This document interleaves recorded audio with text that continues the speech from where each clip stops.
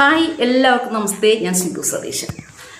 കേരളത്തിൽ ഒരു തെരഞ്ഞെടുപ്പ് നടന്നു എന്നും ആ തെരഞ്ഞെടുപ്പിൽ നല്ല ഭംഗിയായിട്ട് കമ്മ്യൂണിസ്റ്റ് പാർട്ടി കമ്മികൾ തോറ്റു എന്ന് കമ്മികളെ പറഞ്ഞ് മനസ്സിലാക്കുന്നതുമാണ് ഈ തെരഞ്ഞെടുപ്പ് പ്രക്രിയകൾ ഏറ്റവും വലിയ ബുദ്ധിമുട്ട്.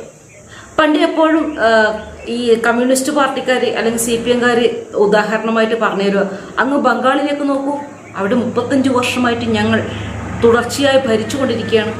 ഒടുവിൽ 35 വർഷത്തെ കിരാത ഭരണത്തിന് ശേഷം അവിടുത്തെ കമ്മ്യൂണിസ്റ്റ് പാർട്ടിയിലെ ജനങ്ങൾ തന്നെ, അണികൾ തന്നെ കമ്മ്യൂണിസ്റ്റ് പാർട്ടിയെ എടുത്ത് ബംഗാൾ ഉൾക്കടലിലേക്ക് എറിഞ്ഞു. അവിടെയും ഫാസിസ്റ്റ് ഭരണത്തിൽ സഹികെട്ട ജനങ്ങൾ അടുത്ത തെരഞ്ഞെടുപ്പിൽ മറുപടി നൽകി. ത്രിപുരയിൽ തോറ്റപ്പോൾ അന്ന് കേരളത്തിലെ ഏറ്റവും ബുദ്ധിമാനി എന്ന് വിശേഷിപ്പിക്കുന്ന അല്ലെങ്കിൽ അവകാശപ്പെടുന്ന എം സ്വരാജ് പറഞ്ഞത്, ത്രിപുരയിലെ കമ്മ്യൂണിസം അല്ല തോറ്റത്, അവിടുത്തെ ജനങ്ങളാണ്. തെരഞ്ഞെടുപ്പിൽ CPM എന്ന പാർട്ടി അമ്പയെ തോറ്റ് തുന്നമ്പാടി നിൽക്കുമ്പോൾ ഇവിടെ നിന്നുള്ള ന്യായീകരണമാണ് ത്രിപുരയിൽ ജനങ്ങളാണ് തോറ്റത്, CPM അല്ല എന്ന്. ഇപ്പോൾ ഈ 2026 നടന്ന നിയമസഭാ തെരഞ്ഞെടുപ്പിൽ CPM എന്ന പാർട്ടി അതിദയനീയമായി പരാജയപ്പെട്ടു കഴിഞ്ഞു. പക്ഷേ എം സ്വരാജ് പറയുന്നത് ഈ തോൽവി അനർഹമാണ് എന്നാണ്. കൂടാതെ ഈ LDF-ന്റെ ഭരണകാലത്തിൽ സമഗ്രമായ വികസന മുന്നേറ്റം ഉണ്ടായെന്നും ഇദ്ദേഹം അവകാശപ്പെടുന്നുണ്ട്. സത്യത്തിൽ CPM-ന്റെ ഭരണകാലഘട്ടത്തിൽ എന്ത് വികസനമാണ് കേരളത്തിലെ ജനങ്ങൾക്ക് കിട്ടിയത് എന്ന് മനസ്സിലാവുന്നില്ല. നിങ്ങൾക്ക് ആർക്കെങ്കിലും ഈ LDF-ന്റെ 10 വർഷത്തെ ഭരണത്തിൽ എന്ത് നേട്ടമായി ഉണ്ടായതെന്ന് പറയണം. LDF-ന്റെ ഭരണത്തിന് കീഴിൽ കേരള ചരിത്രത്തിൽ എങ്ങും കാണാത്ത വിലക്കയറ്റമാണ് ഉണ്ടായിട്ടുള്ളത് എല്ലാ സാധനങ്ങൾക്കും. കൂടാതെ ഈ പിണറായി കാലഘട്ടത്തിലാണ് ഏറ്റവും കൂടുതൽ ISIS തീവ്രവാദികളെ നമ്മുടെ കേരളത്തിൽ നിന്ന് പോക്കുന്നത്.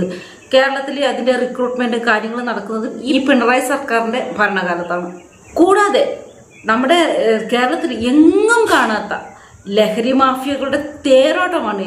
എവിടെ നോക്കിയാലും ലഹരി മാഫിയകൾ ലഹരി വിൽക്കുന്നു, ലഹരി കടത്തുന്നു, ലഹരി കഴിച്ചിട്ട് ഉറ്റവരെയും ഉടയവരെയും പിന്നെ അമ്മയെയും അച്ഛനെയും എല്ലാവരും ഒരു ബോധമില്ലാതെ കൊല്ലുന്ന ഒരു യുവതലമുറ. അത് ഈ പിണറായിയുടെ ഭരണകാലത്താണ്. കൂടാതെ ഈ LDF ഭരണത്തിൽ വരുന്നത് ഞങ്ങൾ ബാറുകളല്ല സ്കൂളുകൾ തുറക്കും എന്ന് പറഞ്ഞുകൊണ്ടാണ്. ഇങ്ങനെ ഒരു വാഗ്ദാനം നൽകിയിട്ട് വന്ന LDF പിണറായി സർക്കാർ സ്കൂളുകളെല്ലാം വളരെ ശോചനീയമാവുകയും എന്നാൽ ബാറുകൾക്ക് എണ്ണമില്ലാതെ തുറക്കാനുള്ള അനുവാദങ്ങളും കൊടുത്തു. ഇങ്ങനെ ഇവർ കൂടുതലായിട്ട് ഈ ബാറുകൾ തുറക്കുമ്പോൾ പറഞ്ഞത് ഇത് മദ്യവർജനത്തിന് വേണ്ടിയാണ് തുറക്കുന്നത് എന്നാണ്.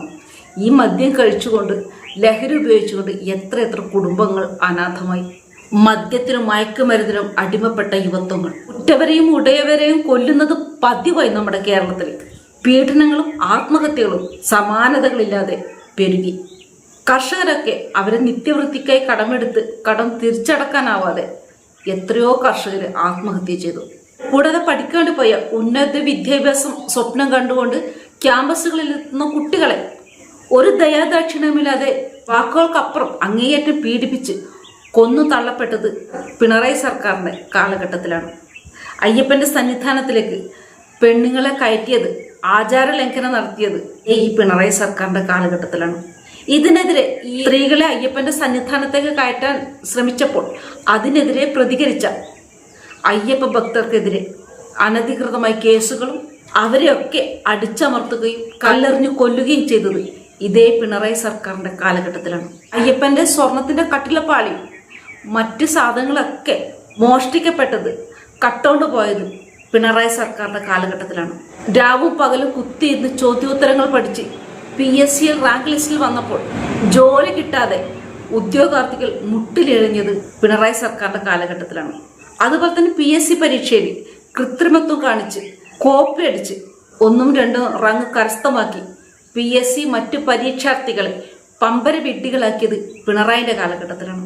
കൂടാതെ അർഹമായ ഉദ്യോഗാർത്ഥികൾ വെളിയിൽ നിൽക്കെ പിൻവാതിലിലൂടെ സ്വന്തക്കാരെയും ബന്ധുക്കാരെയും പാർട്ടിക്കാരെയും തൊഴിലിടങ്ങളിലേക്ക് വലിച്ചു കയറ്റിയത് പിണറായി സർക്കാരിൻ്റെ കാലഘട്ടത്തിലാണ്. ആരോഗ്യ മേഖലയിലെ അനാസ്ഥയിൽ കണ്ണുപോയവർ, കാലുപോയവർ, കൈ പോയവർ, ജീവൻ പോയവർ, വയറിൽ കത്രികകളും ഓപ്പറേഷൻ സാമഗ്രികളും ഇതൊക്കെ നടന്നത് പിണറായിയുടെ ഭരണത്തിൻ്റെ കാലഘട്ടത്തിലാണ്. റോഡിൽ പിണറായിക്കെതിരെ പ്രതിഷേധിച്ച ഹെൽമെറ്റ് കൊണ്ട് ജീവരക്ഷാ പ്രവർത്തനം. തമ്പുരാൻ എഴുന്നള്ളുന്നതിന് മുന്നേ മണിക്കൂറുകൾക്ക് മുമ്പേ റോഡ് തടയൽ, കറുപ്പുടുത്താൽ കരുതൽ തടങ്കൽ, ഇനിയും എന്തൊക്കെയോ ധാരാളം പിണറായി സർക്കാരിൻ്റെ പോരായ്മകൾ, ഫാസിസ്റ്റ് പ്രവർത്തികൾ പറയാനുണ്ട്. ഇടതുപക്ഷവും പിണറായി സർക്കാരും മറന്നുപോയൊരു കാര്യമുണ്ട്. ഇത് ജനാധിപത്യ രാഷ്ട്രമാണ്. ജനങ്ങൾക്ക് വേണ്ടി ജനങ്ങളെ തെരഞ്ഞെടുക്കപ്പെടുന്ന ഒരു സംവിധാനമാണ് ജനാധിപത്യം. ഒരു തെരഞ്ഞെടുപ്പിൽ 5 വർഷം കഴിഞ്ഞാൽ ഇനി നിങ്ങൾ വേണോ വേണ്ടയോ എന്ന് തീരുമാനിക്കുന്നത് ജനങ്ങൾ തന്നെയാണ്. അതേ ജനങ്ങളാണ് ഇപ്പോൾ പിണറായി സർക്കാരിൻ്റെ ഫാസിസ്റ്റ് ഭരണത്തിനെതിരെ വോട്ടിങ്ങിലൂടെ മറുപടി പറഞ്ഞിരിക്കുന്നത്.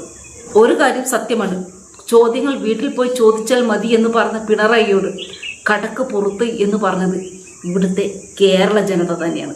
മറ്റൊരു നല്ലൊരു വീഡിയോ ആയിട്ട് ഉടൻ വരുന്നിരിക്കുന്നതിൽ എല്ലാവർക്കും ജയ് ഹിന്ദ്.